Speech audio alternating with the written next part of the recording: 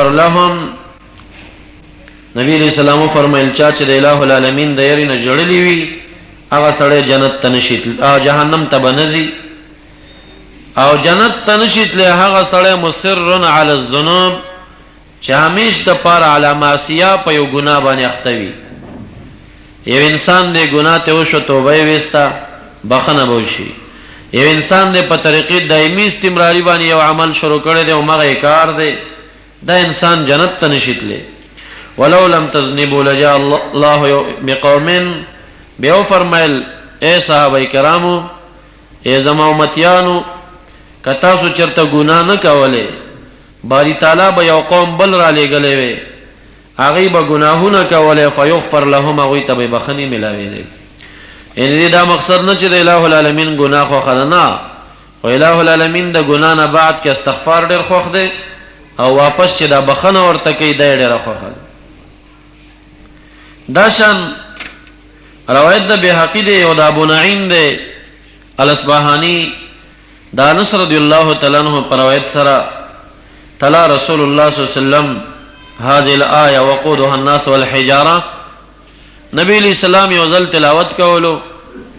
دا اولی سفاری سورہ بقره د آیت ولسته چې وقودها الناس والحجاره د جهنم خشاک انسانان او کانی دي. نو نبی علیہ السلام فرمایل اوقد علیها الفعام حتى احمرت والفعام حتى ابيضت والفعام حتى اسودت فهي سوداء مظلمه. وی فرمایل هغه اور د جهنم داسې اور دی چې داغي په ګرمولو باندې 3000 کاله تیر شوي دي. زر کاله پاغي باندې اور بل کړي شو حتى احمرت تکسر شو، زر کاله بیا په اور بل کړي شو حتى ابيضت تک سپین شو، زر کاله بیا اور په بل شنو حتى اسودت تک تور شو. فهي سوداء مظلمه اوس تک تور دے تیار دا ورکی لا یدفع لهیبها داغی لمبی چی کم دی مڑی کی گنا پا طریقی دائمی بانی بیری. قال وبین یدی رسول اللہ رجل اسود فحتف بالبکاء. کلچ نبی علیہ السلام دا حدیث مبارک بیان کا دا جہنم دا اور سختی بیان کری. دا نبی علیہ السلام دا وړاندې یو صحابی مبارک ناستو رجل اسود راوی نم نه خسته او جهالت فی صحابت سے مضر نوی. یو چا ویل چې یو صحابی وی فلانی صحابی دا سکار کړو کای نم واخلم خدا او کای نم وانخلم خدا، ځکه چې صحابه کرام ټول پاکان لکه نور خلکو کې څوک وی چې یو سړی نو دا شوبه ده بیا چې دا سړی بلا څوک خو کله صحابه کرامو پشان کې یو بل وای چې صحابو کې رجلن یو سړی نو بس کنو می واخل خدا کې وانخل جهالت فی صحابت سے مضر نوی. نو وای چې د نبی علیہ السلام د وړاندې رجل اسود یو تور سړی ناستو فحتف بالبکاء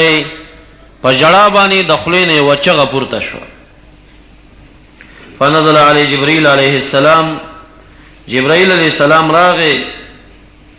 نبی اکرم صلی اللہ علیہ وسلم توی من هذا الباکی بین یدیکا، محبوب دا استاسو د وړاندې دا جړدون کې سړی څوک دی؟ محبوب ورتوای شخص اور خود چې دغه تور صحابي د رنگ نه تور ما د جهنم د اور قصه وکړو د چغه والا. قال وعزتي وجلالي وارتفاعي فوق عرشي لا تبكي عين عبد في الدنيا من مخافتي الا كثرت ضحكها في الجنه. الہ العالمین رولی گلم او دایره تویل چې زما د پخپل عزت باندې قسم وی، زما د پخپل جلال قسم وی، زما د پخپل لوی عرش او لوی شان قسم وی، لا تبكي عين عبد في الدنيا من مخافتي، زما د يرنه په دنیا کې د یو چا سترګه ونه جاړي که یو جړل الا كثرت ضحكها في الجنه، نو دا غي په بدل کې په جنت کې دغه سترګه او دغه خله بیا خندا ډیره زیاته کوي. یعنی د جنت زیره ہوتا ورکه دا غي په بدل کې.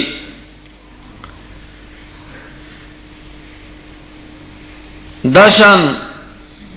حضرت ابو بکر صدیق رضی اللہ تعالی عنہ او عمر فاروق رضی اللہ تعالی عنہما صدیق سے مبارک جڑا خو دومره زیات وا چې هغه بارکی داسې روایاتم راځي کڅوک دنیا کې یو مړی لیدل غواړي چې یو مړی یو مزل کوي نو هغه د صدیق اکبر رضی الله تعالی عنہ تنی ته وګوري. دا خوف متعلق چې بل بیان کیږي دا بکا من خشیت الله او خوف من خشیت الله مستقل بیان را روان دی. غي کې به صدیق سے بغه حالات چې هغه مبارک د الٰه العالمین د يرنه کم الفاظ دخلینه وتلی گیا یو او خړه هغه گیا ته امداسې نسبت کړي په جړه کې ویلي دي چې لیت كنت حشیشا یا ودت كنت حشیشا ډیره می خوخه دا کاش کې ز گیا وې چې نن یو او خړلې چنچنی دو چنچنو خپلو کې لوبه او مستی کوله هغه ته نسبت کړي ودت كنت عصفورا یا لیت كنت عصفورا کاش کې ابو بکر صدیق نه وي و چنچنه وي چې بیغمه په خپلو کې لوبي کولې. لیت امی لم تلدنی دا الفاظم ته ثابت دي کاش ابو بکر صدیق خپل مور زیګول نه وي.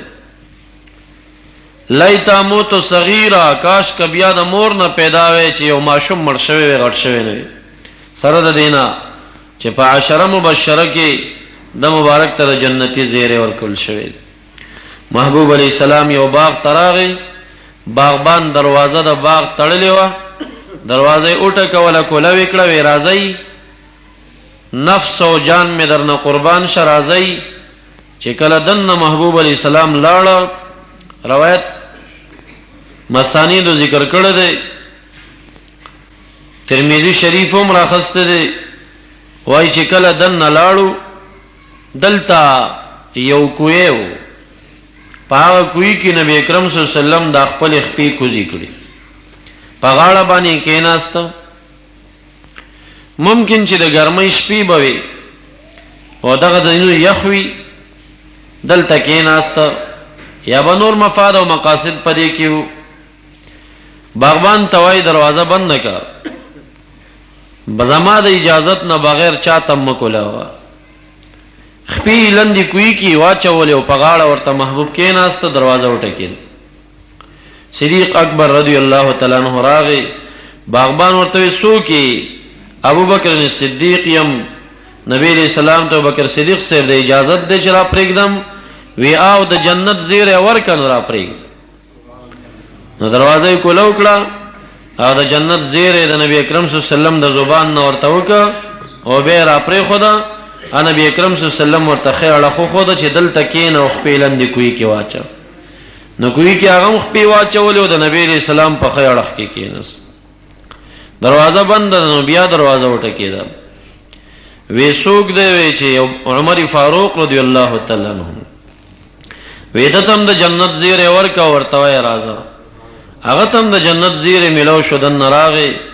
هغه چپړخ کې کین او خپې کوي کې زوړن نکړي په غاړه کېناست.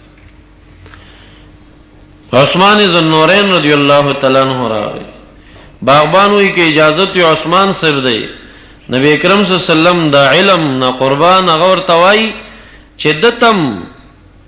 د جنت بشره بالجنه علی مصیبه تصيبه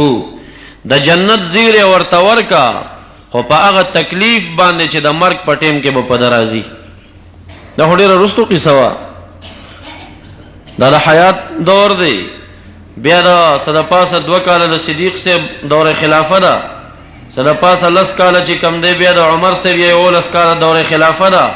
بیا غین بعد سره ډیر کلونه د عثمان سے دور خلافت دا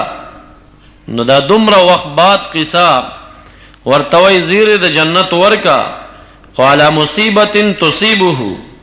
عند الموت د مرگ پټیم کې بدتا یو تکلیف رسیږي نو کم تکلیفو چې په دار الخلافت مدینه منوره کې 3 ورځې وبور باندې بندې وي روټي ور باندې بند وا 3 ورځې بعد په دیوال سو کور واختل ظالمان او د قران کریم په تلاوت باندې ناس او دا اولی سفاره سوره بقره تلاوت کو چې د شاده خوانو د توري گزار په باندې وشو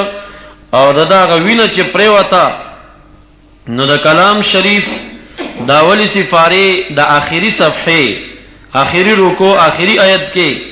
دای کریمه په باندې رنگین شاه چې فسيكفيكهم الله وهو السميع العليم.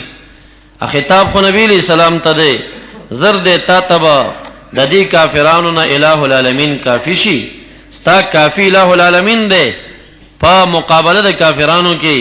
لیکن علماوی چې په دغه ټیم کې د قران کریم په تلاوت لګیا عثمان صاحب دی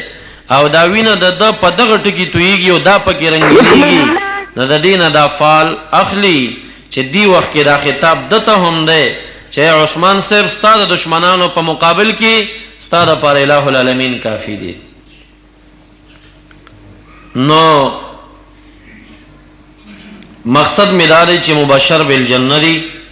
صدیق اکبر رضی الله تعالی عنہ هغه مبارکان هم جاړي. عمر فاروق رضی الله تعالی عنہ داغه پشان کې دارازي چې ابي عبید د حسن بصری رحمه الله نه نقل کې غواي قرأ عمر بن الخطاب عمر فاروق سے بیوزل تلاوت کو ان عذاب ربك لواقع ما له من دافع.